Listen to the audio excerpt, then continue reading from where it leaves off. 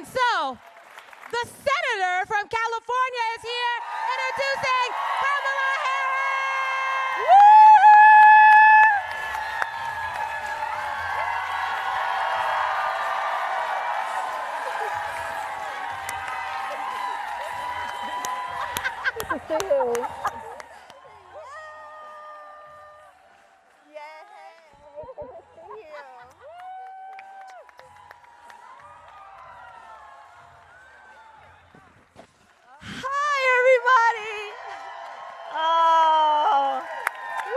Thank you, MoveOn. Thank you, all these leaders. Thank you. Okay, the clock is ticking. I got 5 minutes to give you my idea. I got a lot of ideas, but I'm going to share one of them with you, and it's about equal pay. Okay, so here's the thing. 1963, what happened? Many things. Equal Pay Act was passed. So that said, hey, look, women aren't paid equally as men for the same amount of work. So we need to obviously have a law about it because otherwise we can't get people to do the right thing. 1963 is passed. Fast forward to the year of our Lord, 2019. Women are paid 80 cents on the dollar to men. Black women, 61 cents.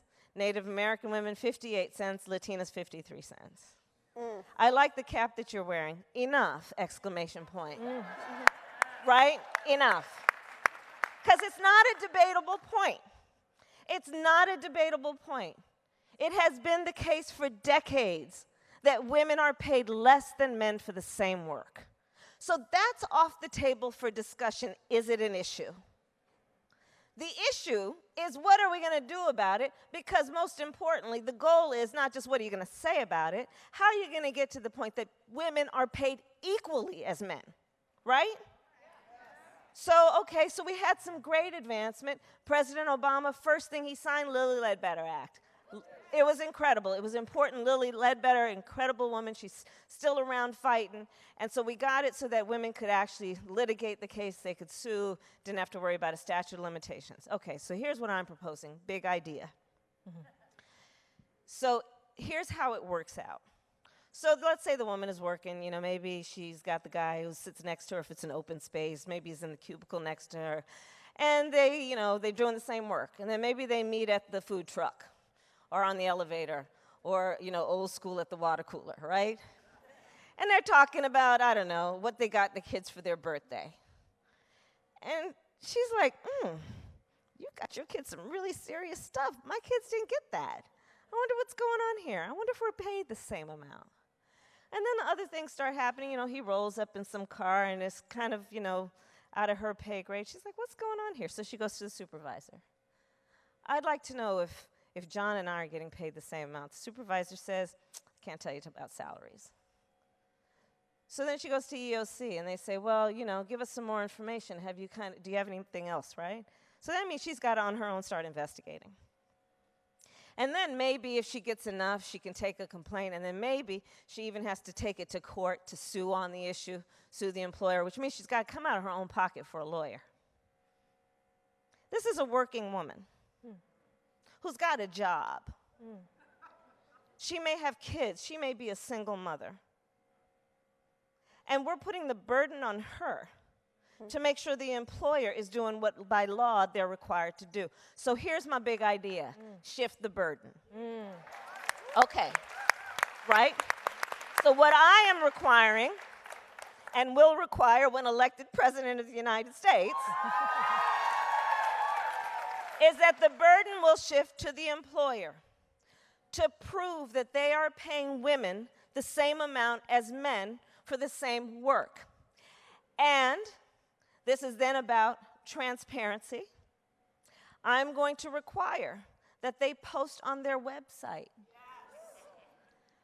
what they're paying people for equal work. Then, because I'm all into also enforcement, so I am also prepared, as part of my initiative and my big idea, to say to those corporations, until you are paying women equally for the work they are performing, for every 1% differential between what the woman is making versus what the man is making. So let's say there's a 1% differential. No, let's go further because it's more accurate. Let's say there's a 5 to 10 to 20% differential. Well, for every 1% differential, you have to pay a fine of 1% out of your profits from the year before. So 5% differential, you got to pay 5% as a fine of what your profits were the year before. And where is that money going to go? Well, you know, we've been talking a lot about the need for family leave, but what we really need is paid family leave. That money is going to go into a fund for paid family leave so that those women also, who invariably are the ones who have to leave work to take care of a sick child or an aging parent, can also get paid while they are doing that important work. So that's my big idea. Woo! Experience this in your career? It is personal for me. It is personal for me. Look, I mean, I am obviously a woman of color, as you point out. My mother was also a woman of color. And, you know, aunties and relatives, all women of color. And it is not a new issue for me at all. And the reality of it is that when we look at what has happened in our country, we know that the battle for economic justice is a real battle. It is a civil rights battle. It is a battle about equality and fairness. And on the issue of pay equity as it relates to women of color. This is, I mean, look, black women, 61 cents on the dollar. Native American women, 58. Latinas, 53 cents on the dollar. Over the course of a lifetime, that results in potentially millions of dollars of lost wages for the same amount of work. And when we talk about the fact of historical bias and racism, as it relates to not only treatment in the workplace in terms of interactions, but the inequity in terms of treatment on the paycheck, it's very real. This isn't one of the other reasons that I'm focused on this issue, and another entry point is on the issue of teacher pay. So, can I have another big idea? So my other big idea is that teachers are paid on average 11% less than similarly educated professionals. In our country, 94% of teachers in public schools come out of their own pocket to help pay for school supplies. I'm meeting teachers who are working 2 and 3 jobs to help pay the bills. And, you know, it's clearly, one, we know that classically and historically and currently, teaching has been a job for women. It has been a woman's job. 70% of the teachers currently in public schools are women. And so when we look at the pay equity issue, let's understand that there is clearly a connection between the fact that this is a profession that has been performed by women and they're paid less than similarly educated professionals. So what I am proposing is what would, in the history of our country, be the first federal investment in closing the teacher pay gap, which is approximately $13,500 a year. $13,500 a year in most places is a year's worth of mortgage payments. $13,500 a year is a year's worth of grocery bill. That $13,500 a year is putting a significant dent in student loan debt, which is one of the biggest barriers to our students coming out of school and being able to enter this profession they may love. And let's put the context of it not only in terms of gender, but also race. Do you know that if a black child has a black teacher, before the end of 3rd grade, they are 13% more likely to go to college? If a black child has had 2 black teachers by that time, you can double the number in terms of the likelihood that they will go to college. But we also know black students graduating college have greater debt than other students. So these are all correlated, these issues. Because if you combine the student loan debt with the low salary, how are we going to have black teachers, as a specific example, who want to teach, who want to engage and open up a child's mind to the wonders of science or engineering or math or art or music? How are they going to be able to afford to come out of school and do that? So all of these issues are connected. Next question, Senator. on implementation of your first big idea on the gender pay gap, not everyone works for a corporation. Yes. And a big, hey, hey, Whoa. hey, hey, hey, Hey, hey, hey, hey, hey. no, Hey, hey. no. I'm just Hi, hi. constituents. Whoa. We're just outside Minister. this building protesting just a few minutes ago, asking for your attention to a much bigger idea than. Thank you so much, sir, for your big idea. But we want to make sure that we are able to get through this. Okay, it's okay, folks. It's okay. People have their own big ideas. They have their own big ideas. Yeah. But we also want to make It's sure okay, that we are guys. being respectful to our folks that have come here to speak to us. You just So, got to be here's respectful what we're to all gonna the do. folks that are coming out here. Yeah, we want that respect. Kamala! You okay, Mama? You're good. I'm good. We need a mic We need for a her. microphone. We need a mic. I'm good. It's all good. All right. Don't worry. I'm so sorry about no, that. All right. Give it up. Give it up for your senator from California. Woo! You're good. Good. You had a question, and I want to Yes, answer we do it. have a question. Yes. Big ideas for him. Yes, yes. Okay, we're going to actually go to a Move On member question, which is from Ryan from South Carolina, who asks, what steps would you take to gain and protect the rights and lives of all LGBTQ people? It's Pride Month here in San Francisco. It's really important with conversion therapy gaining momentum in evangelical churches and that conversation taking on more of a national conversation and the continuing rise of the murders of the transgender community, and given vocal critics of the Equality Act, what would you do to protect current and future generations of LGBTQ Americans across the nation? Yeah, that's a great question. And first of all, I'm acutely aware of it. Even when I was Attorney General of California for 2 terms, we published the hate crime statistics every year. And the level of hate that has resulted in acts of violence and sometimes lethal in proportion is not only unacceptable, but is something that we all need to be aware of in understanding that these forms of hate are very real. Yes. And we need to speak truth about it.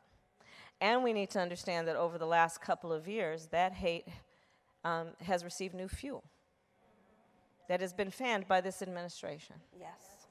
And so here's what I say. Whenever and wherever that hate displays itself, it is incumbent on all of us to stand up and speak out.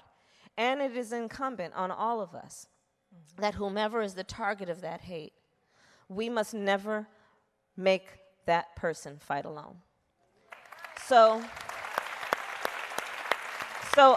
And now I will talk about the specific issue of, in particular, what's happening with our transgender community.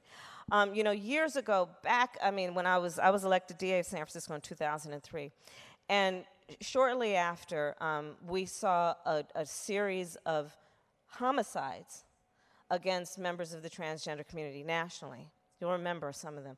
And then there were the cases like Matthew Shepard and Gwen Rahu. And there was this thing happening in courtrooms where the killer would offer a defense. They called it the gay panic defense. Ooh. Remember that? And they would suggest to a jury that their state of mind was that basically they weren't composed at that moment. It wasn't intentional, that they panicked when they realized that the person they were with was transgender. Bogus. Bogus. Bogus. So, back when I was DA of San Francisco, knowing this was happening, and also knowing that with pride, I say, we have some of the, I think, nationally and internationally best known experts and advocates and leaders in the transgender community, I decided to create a training for prosecutors around the country to come to San Francisco. I hosted it at my alma mater at Hastings College of the Law, up the street, and brought in all these prosecutors, DAs from around the country, and we created a whole curriculum to train them on how to defeat this gay panic defense. And we brought in leaders from the transgender community to talk about what their life experience was like, to talk about what had been happening, to tell stories that many of these prosecutors never heard, but to make sure that we would understand that when any prosecutor says that they represent the people, that means they represent all people, and that all people should be treated with dignity and respect, and these issues should be known.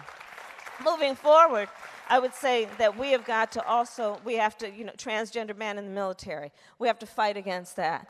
The fact that these men and women have sacrificed already, and others are prepared to sacrifice their life in defense of our country, and that anyone would shut the door on them is unconscionable and unpatriotic as far as I'm concerned. And then we can go on and on about, I put this issue as so many issues that deal with hate in the context also of this. The President of the United States has so many immense powers that include the power that comes with this thing. And when this thing then is in her hands, it must be used in a way that is about elevating public discourse, and used in a way that is about educating the public about things they might otherwise not know. And it must be used in a way that is not about beating people down, but about lifting people up. All right. So we've got about 3 more minutes left. I wanted to ask you about Medicare for All, as a supporter of Medicare for All, and many MoveOn members are supporters of Medicare for All. What would you say to someone that's skeptical of it? Yeah, so, okay, and there are some. Yep. First of all, I think the greatest source of concern and fear is, will I lose my doctor? Like, if we sift through the concerns, I don't hear many people, I'm traveling the country, I don't hear many people saying, I want to keep my insurance company. Right? So true. Ain't nobody trying to fight for their insurance company. Yeah. People know their insurance company is the source of jacking up their premiums and their co-pays and their deductibles. So that's not what that's about, right? Yeah. And so the response that I offer is that you should know 91% of all doctors in our country are in Medicare right now. So the odds are very low that you would have to give up that doctor you like and you trust and that may have been the pediatrician for all of your children. You shouldn't assume that that's going to happen, because it's very likely you will keep your doctor. The other piece of it is to understand that it is the insurance companies and the pharmaceutical companies that have been jacking up prices constantly. And the story I like to tell, and many of you have probably read about it, it was in the New York Times, but it's a story, and it's a story that happens all over America, so I will just adapt from that story, but the general point being, in any place in America right now or this evening, there will be a parent whose child has an uncontrollable fever, who calls the doctor or 911 and says, what should I do? And they tell the parent, take that child to the emergency room. So then they drive to the hospital, and they're in the parking lot of the emergency room with a hand over that child's forehead, hoping that fever is going down, while staring at the front doors of that emergency room. Because, you see, that parent has insurance. But they know as soon as they walk through those sliding glass doors, they're looking at a $5,000 copay. They have insurance. So when we talk about Medicare for All, it's about taking that out of the equation. It's about putting everyone in the system. It is also on the subject of the pharmaceutical companies about saying this. It's like the reason that we support organized labor, because nobody should be made to fight alone, right? So we don't want to require any employee to have to fight for wages and benefits against the employer. That's why we say we're going to support collective bargaining, because there is strength in the collective, especially when it is against a very powerful entity or interest. So on the issue of Medicare for All and the pharmaceutical companies, listen, Their bottom line is profit, not public health. And they keep jacking up the prices. Do you know 1 in 4 diabetes patients in our country cannot afford their insulin? There is a syringe that, when applied, can save the life of someone who was OD'd from opioids. Do you know that syringe can cost up to $4,000? So with Medicare for All, everybody's in the same system, which means we can then collectively bargain against the pharmaceutical companies to bring the prices down. So these are all the reasons I support Medicare for All.